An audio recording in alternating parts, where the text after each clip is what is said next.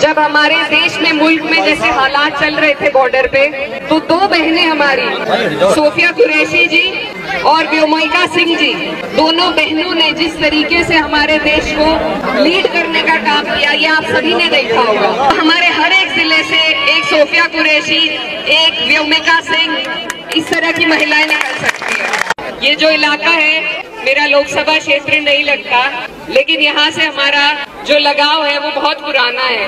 कभी ये क्षेत्र मेरे वालिद साहब की लोकसभा में लगता था।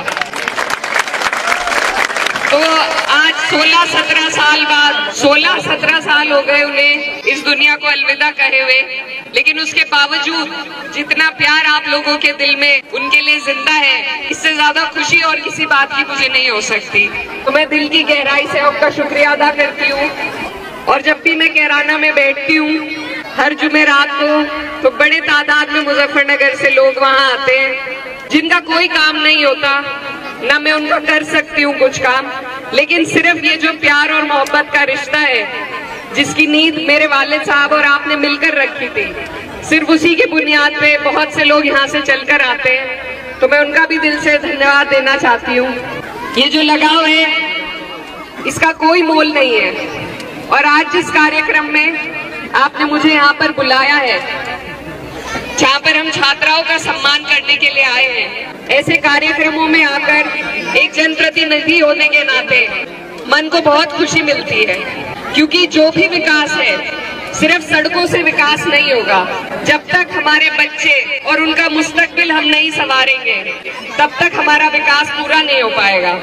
तो जरूर सड़कें भी जरूरी है, बिजली भी जरूरी है, पानी भी जरूरी है, लेकिन सबसे ज्यादा अगर कुछ जरूरी है तो वो तालीम है, शिक्षा है। और खास तौर पर मुझे बड़ी खुशी हुई यहाँ इतनी बड़ी तादाद में अपनी बहनों को देखकर, और मेरी हर जगह यही कोशिश रहती है कि क्योंकि हमारा जो इलाका है यहाँ पर लड़कियों को कम और लड़कों को ज्यादा पढ़ाया जाता है, तो ये जो हमारी रीत है इसको हमें बदलना पड़ेगा।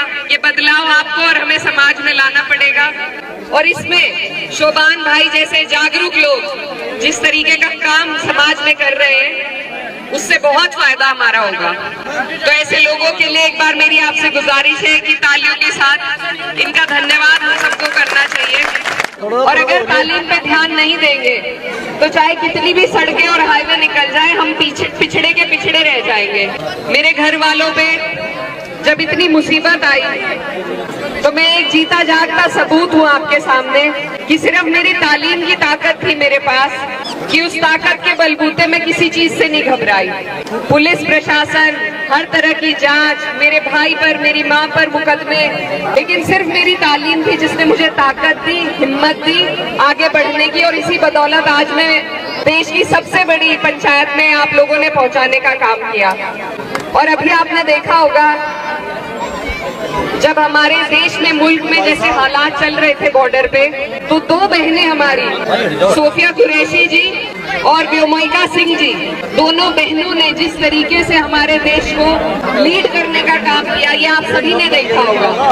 तो इसीलिए मैं बस आप सबको ये कहना चाहती हूँ कि ये फर्क नहीं पड़ता कि हम किस गांव से आए हैं, किस छोटी जगह से आए हैं। अगर हमारी सारी बहनें जो यहाँ खड़ी हैं ईमानदारी के साथ मेहनत करें, आगे बढ़े, और जितने भी घर के लोग उनके यहाँ पर मौजूद हैं वो अगर उनको सहारा दें, आगे बढ़ाने का काम करें, तो हमारे हर एक जिले से एक सोफिया कुरैशी, एक व्योमिका सिंह, इस तरह की महिलाएं निकल सकती है। अभी यूपीएससी का रिजल्ट आया था, हमारे क्षेत्र से लगभग